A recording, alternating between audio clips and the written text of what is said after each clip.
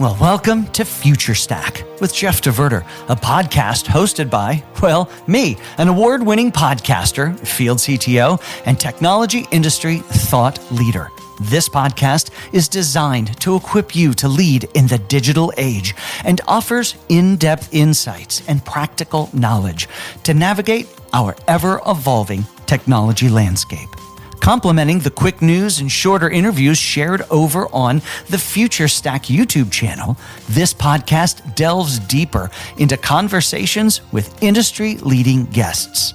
So join us as we explore the future of tech through unedited discussions, and subscribe now to prepare yourself for exciting digital era ahead. Now, today's conversation is with Walter Haydock. He is the founder and CEO of StackAware.com. Today, we discuss how business leaders and technologists can get, well, unstuck in their AI projects. I hope you enjoy it.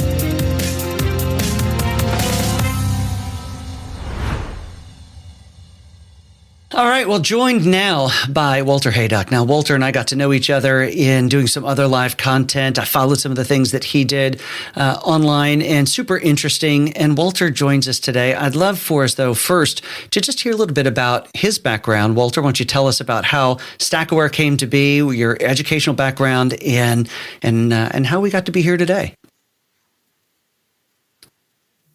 Sure thing. Thanks a lot for having me on. Really appreciate you taking the time. So StackAware helps AI-powered companies measure and manage their cybersecurity, compliance, and privacy risk. So I've been in the security space for a while now, about 5 years on the technical side, and even longer than that on the policy side. I actually spent the early part of my career in the government, on Capitol Hill as a staffer, and then before that as a Marine Corps intelligence and reconnaissance officer. So I took my experience from government and moved into the cybersecurity space, and then spent a couple years working at different companies on application security, on data governance, and then decided to launch my own firm in 2022 after a bit of a focus on the vulnerability management problem, which is still near and dear to my heart. I decided that with the explosion in AI capabilities and products and features, that companies really needed an effective way to manage those risks. So StackAware pivoted into AI governance.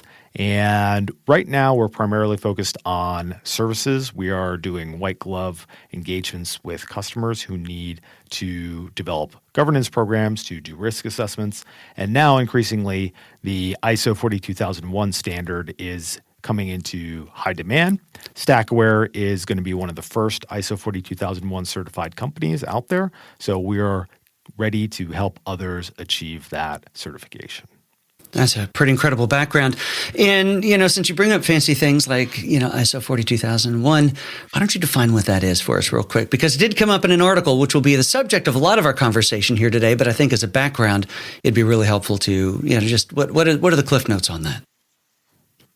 ISO 42001 is the first certifiable AI governance standard globally. So the International Organization for Standards, they produce standards for all sorts of different things, from manufacturing to information security, the ISO 27001 standard. And recently, at the end of 2023, they released ISO 42001, which is the framework or the foundation for developing an AI management system. And essentially, this is a way to allow an external auditor to certify that you are managing AI risks in an effective and responsible manner. Incredible. You can almost feel eyes rolling and people getting tense when they hear about another standard, especially one that says, 42001. That sounds really hard. But in your article, and this is an article that can be found out on LinkedIn, I will comment and link it down below in the description.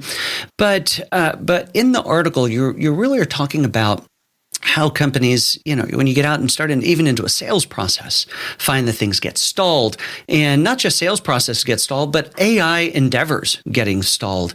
And you set out really a roadmap for that, a framework, if you will. And one of those things is to start with a framework. Now, why is a framework important in this context, especially with AI? Whenever people are confronted with something new, they're going to look for a reference point to something that they know. So the frameworks that I proposed using were one, ISO 42001, because ISO is a well-known organization and they produce a lot of commonly accepted standards. And then the other one that I propose building your program on is the NIST AI risk management framework. So the NIST cybersecurity framework has kind of become the bedrock for a lot of security programs, both in the United States and globally. And because the NIST AI RMF was a relative early mover in terms of its release, it came out in early 2023, I think that it is going to form the foundation for a lot of AI governance programs. With that said, all the NIST standards cannot be certified against for private sector organizations. So they're mandatory for the U.S. government, but they cannot be certified against. So there's no way you can get someone to give you a certificate saying that you are abiding by the requirements of the NIST AI RMF. That's why 42001 fills a gap, because it gives you evidence that someone else has attested to your program. Got it. And all of this, of course, driving towards AI governance. Why is AI governance, one, why is it important for an organization or an enterprise? And why are they struggling with dealing with governance inside of their organizations? So governance from an immediate perspective is important for things like cybersecurity, compliance, and privacy. There are a whole host of new potential attack vectors opened up through artificial intelligence, whether they're just accidental things like unintended training, potentially feeding sensitive information to third-party models that then learn from that information and are able to reproduce it. That's a potential cybersecurity threat. Yeah. On the compliance side, there are standards or there are laws like the EU AI Act, which recently came into force in Europe. States like Colorado have enacted their own artificial intelligence bills. So there's increasing scrutiny from governments and regulators. And then on the privacy side, there are a lot of things that are getting quite blurry with artificial intelligence. So, for example, the ability to redact personal data becomes much more difficult. So if you have a standard deterministic system with a database and you receive for example, a right to be forgotten request under the EU GDPR, you could just simply delete the data, assuming that you have the technical capability and you don't have any shadow data. You could just delete that data to meet the requirements of that law. Now, with artificial intelligence, especially generative AI tools, it's possible that you could have a model that produces sensitive information about someone without ever actually having been exposed to it. So some researchers showed that you could use commonly available large language models to infer lots of information about people based on things that they were saying. For example, using very idiosyncratic terms to describe like traffic stops would allow someone using a large language model to identify, where you were born or where you were raised or where you're currently living. So it gets a lot trickier with AI because you can't simply delete the personal information. You may need to do things like machine unlearning on the model to prevent it from reproducing that information. And that's still kind of a gray area whether that's effective enough and if that's going to be viable from a business perspective. Right. Generative really does change the game in a lot of ways. It's not just going and pulling something out of a database the way that it infers things. All right, so you got a company that's figured out, that governance is important. They're going to create that. They realize that having a model or a framework that they can tie that to is important. How do they go about marrying those two things together? A governance plan tied to one of these, whether it's NIST or whether it's the ISO model. So a governance framework is the foundation for your program, and it should work in concert with any other existing standards that you have. So if you are pursuing ISO 42001 and you are already ISO 27001 certified, that's going to be one of the easier moves that you need to make because you'll need to integrate things like an AI policy, you'll need to have AI risk and impact assessments, but the same general framework is there. Now, if there are other standards that you're currently abiding by or have attestations for, like SOC 2 or High Trust, there's definitely no conflict there, but it might be a more challenging route to get to ISO 42001 certification. So these frameworks should be the foundation of your program. They lay out how you measure and manage risk, how you have key stakeholders buy into the program and top management provide guidance to your program.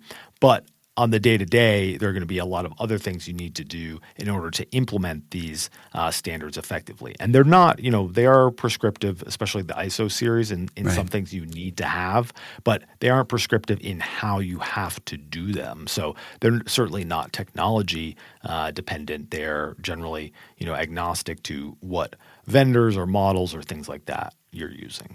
Got it. So important not necessarily to take them as independent steps. They really are things that should be done in concert. That governance plan, figure out what your model or your framework's going to be, and implement that as part of the creation of the governance plan. Actually. Yep, and you can certainly use a standard as the foundation, but you'll have more work to do on it. It's not one and done or there. It's just a component of it. Now, once you choose, you get your model figured out, you get the governance in place, you choose a model. You got to train that model on your data. And let's talk about differences maybe, or where it may be more important if we're talking about training on B2C, so business to consumer or business to business. Any impact one way or the other there? Yeah, so there are a set of considerations applicable to each of those and then also to both of those situations. So on the B2B side, enterprises have become increasingly sensitive over the past couple of years over whether and to what degree their vendors are training on the data that they get.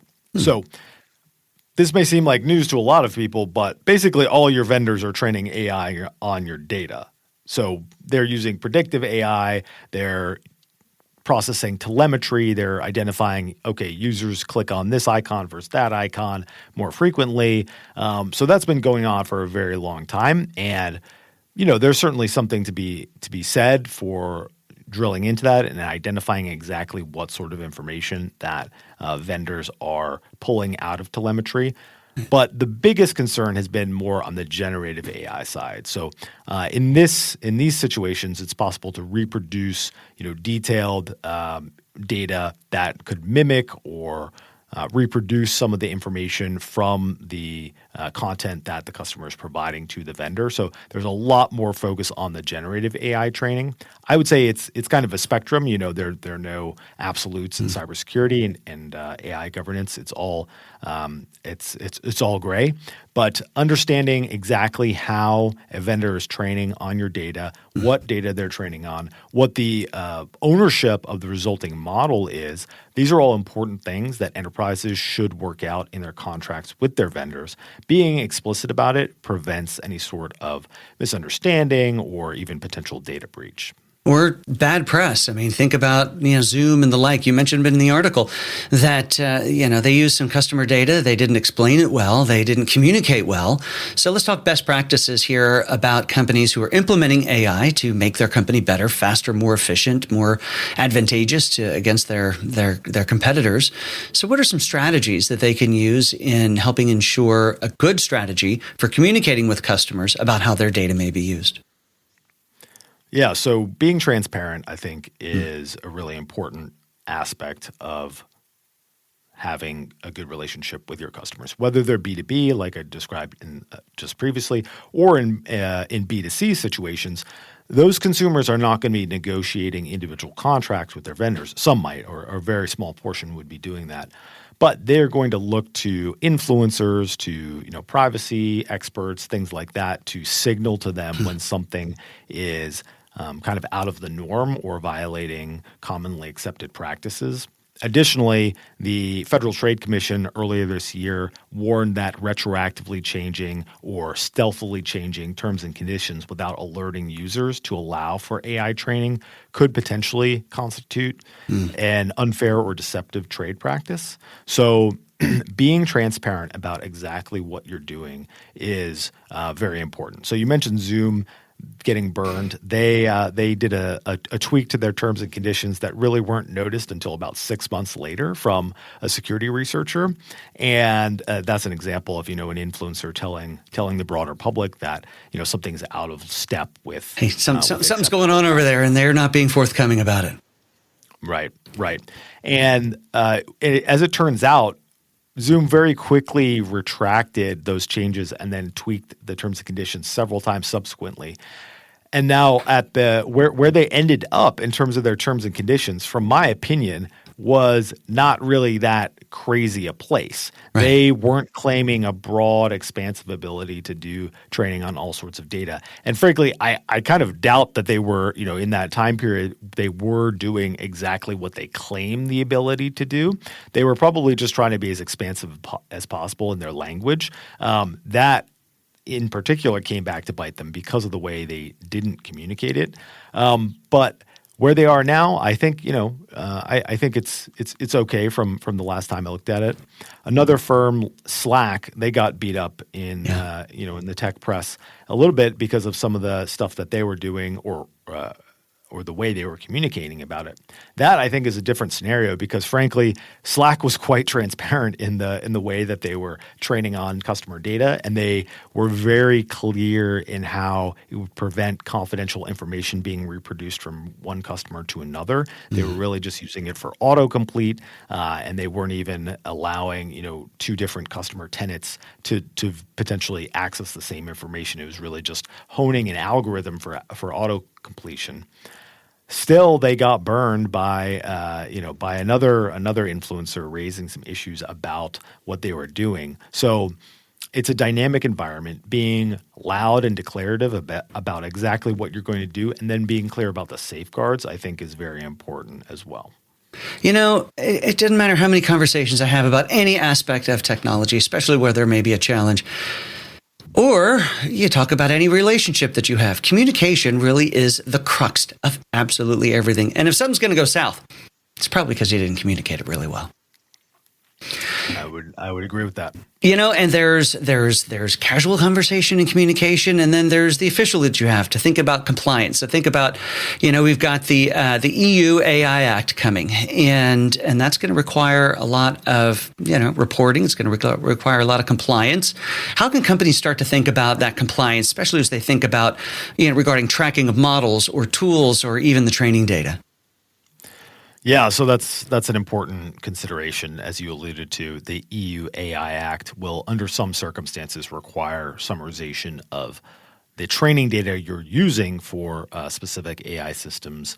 And, just to be compliant with it, you'll need to understand what sort of systems that meet the definition of AI under the Act. So in my opinion, having a comprehensive inventory of all of your systems, that's just kind of good cybersecurity practice. But right. Specifically on the AI side, understanding, what data sources are being processed by an AI system, what training is being done. Is it predictive analytics? Is it generative AI training? Is it retrieval augmented generation? Mm-hmm. These are all important things to track. And then also looking at the third and fourth party processing that's being done as well. So for example, if I use a vendor like Asana or Atlassian, they are integrating OpenAI and Anthropic into their products. So making sure that you're tracking how these potentially already approved vendors are using AI is important to stay on top of the risk and on top of the compliance obligations. We're a year and a half away or into the whole adventure since OpenAI came out in, November 2023 or 22? It goes 22. And I feel like the Wild West is coming to an end. The sheriff is in town. We're starting to get some compliance, some rules, putting up some fences, putting some of the rigor that we've applied to all other areas of technology over the years now to AI. So one of the other things you mentioned is the AI bill of materials and why it's important. So let's talk about that a little bit. Why has that become a thing? I first started following a few years ago. It was the SBOM. It was what's called all part of the security side. So now AI bill of materials, the AI bomb. So what's in there? Yeah, so an AI bill of materials is really just a type of software bill of materials or just a type of bill of materials. Right. And including in your comprehensive tracking of all your software and hardware assets if you want to go that far, including the AI training, the processing, and the data collection that's going on. That can help you address a lot of issues at once. So from a communications perspective, you can very readily explain to your customers exactly how you're using AI in your supply chain. On the communication side as well, so StackAware makes our software bill of materials, which includes an AI bill of materials, publicly available. So if anyone ever has any question about what tools we are using and what data we're processing, you can just take a look at that and, ask your questions if you have any about what we're doing, and we're happy to, be clear and transparent about how we're using AI. And then on the compliance side of things, like you described, the EU AI Act will require de facto the inventory of your AI systems. So you need to understand exactly which tools that you are using will qualify under the Act to be able to comply with it. And that's going to be the case with a lot of other standards as well. Makes sense. All right, so let's turn our attention now to doing things right. Let's say we've got a company who really wants to implement well, they want to be able to report well from a compliance point of view. So, what's some advice you have for those companies other than just calling you and having you guys come in and do it for them or consult them through it? Let's talk about those. Even refer back to the article. You gave a pretty good framework inside of there, but let's take them through the process. Yeah. So in addition to that article, which is free, I do have a 7-step AI governance framework that companies can use. And some key components of that would be, first of all, understand what your business and security requirements, or understand what your business requirements are for AI.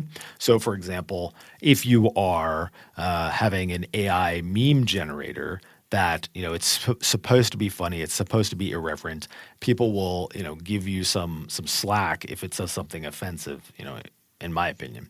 But if you've got a chat bot that's used in healthcare, for example, you don't want creativity really. You want a minimum amount of creativity from that tool, and also the data privacy considerations are going to be much more stringent. The data integrity requirements, so making sure that the answers are correct, are going to be much more stringent. So understanding exactly what your business requirements are before you start developing or purchasing AI is going to be really critical. Another thing you can do is make sure you codify an AI policy. So this can be part of other policies in terms of acceptable use or things like that. Standards like ISO 42001 do require a separate AI policy. So if you're pursuing that, keep that in mind. An AI policy will lay out things like what are acceptable and unacceptable use cases for AI, what are some kind of red lines in terms of risks that you can accept or won't accept, who's responsible for ensuring adherence to these requirements, and then also designating additional folks who can create standards and procedures that explain exactly how you're going to implement the policy. And then a third thing I would say is having an internal audit and improvement program is important. So making sure that if you ever have an incident or nonconformity, that you have a way to take that information in and then do a root cause analysis and understand what went wrong, why, and then address it. That's going to be really important. And again, that's a requirement of the ISO 42001 standard, but is just general good business practice. Right. Any examples of companies that you know of that are doing it right? That have either course corrected and are doing it right, or just came out of the gate strong?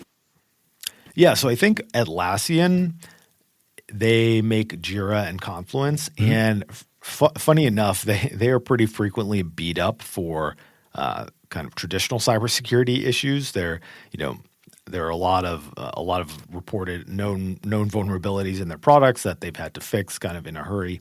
So they've kind of gotten beaten up on that. But I think their AI Trust Center that they put together for their products is quite good. It's very clear about exactly what they're doing, how they're training their models, how they're using third-party models, and the fact that they're not allowing the third parties to train on customer data.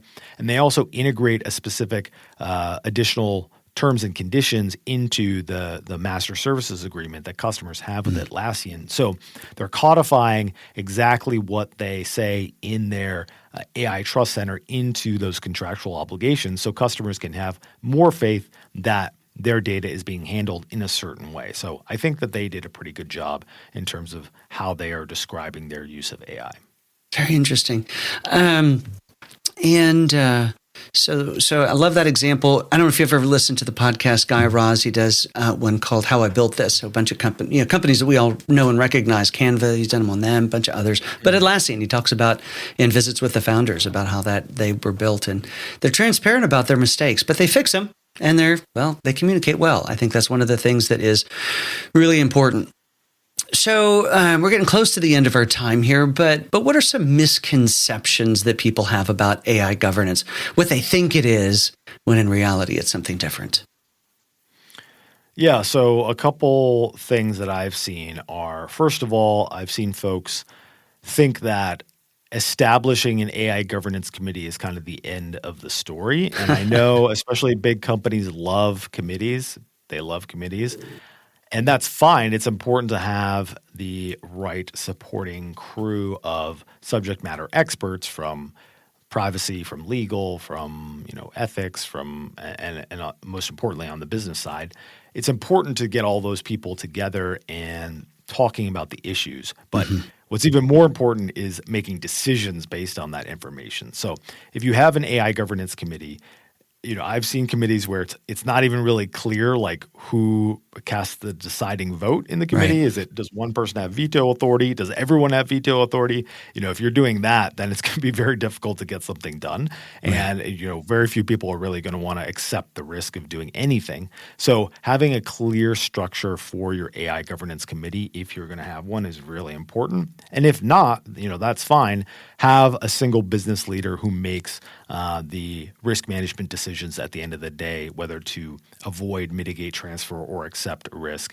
I think that's really important because, other stakeholders, security teams, privacy teams will have opinions that are valid, certainly, but that's not the only part of the question. So one misconception would be that kind of just creating an AI governance committee is the end of the— It's not one and done. No, not at all. Another misconception is that it's necessarily insecure to use third-party software as a service AI tools. So, for example, OpenAI, ChatGPT by default, if you go in, just kind of log in without changing any of the settings, if you go in and you start typing something, it is training on the prompts that you're giving it. And like I said, that could lead to unintended training. It could lead to data leakage. So that is certainly a risk. At the same time, I've seen folks go kind of 100% in the opposite direction, saying like, we want to run our AI models 100% on premises. We're going to buy our own hardware. We're going to configure everything. We're going to have our own data center, which I think that could be an overreaction, especially if you're not a data center company. That's going to be very challenging to operate that infrastructure and do so securely. So even if you're somewhere in between, if you're running infrastructure as a service, you need to have a lot of expertise in terms of cloud security, in terms of setting up data engineering pipelines, things like that. So it's always a balance. There's no free lunch. And software as a service might be an appropriate option for folks that are maybe less sophisticated. And if you apply the right controls, for example, opting out of training or using one of the paid tiers of OpenAI or ChatGPT, you can avoid some of that risk of having your data trained on when you didn't want it to be. Interesting. All right. So I think we've proven the fact that AI governance is certainly important. It is non-trivial. So that's the business that you guys are in. I'd love for you just to give us a quick rundown on how can your company, StackAware, help companies through this process. Yeah. So we offer three main services. First of all, we do AI risk assessments, which is mainly a diagnosis of any problems that you might have. If you're interested in continuing on, we can also build your AI governance program for you, and that would include creating an AI policy, risk management procedure, external messaging. And then if you're interested in pursuing the ISO 42001 certification, that would be our marquee offering, would be to get you ready for that. And we can build your entire AI management system for you and help you during the external audit to ensure that you have the support that you need. So those are the ways that we can help. And please go to StackAware.com if you're interested in learning more.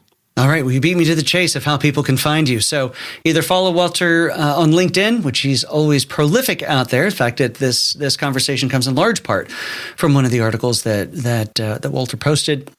And of course, to learn more about how they can help, head over to StackAware.com. Walter, thank you for taking time out of your busy schedule. I certainly appreciate it. Jeff, thank you very much. Hey, thanks so much for listening to this episode of Future Stack. I've already got several other episodes recorded, and I hope that you'll subscribe so that you don't miss any of them. And of course, don't forget to check out the YouTube channel called Future Stack, where we've got some shorter form articles and I decode the news of the day.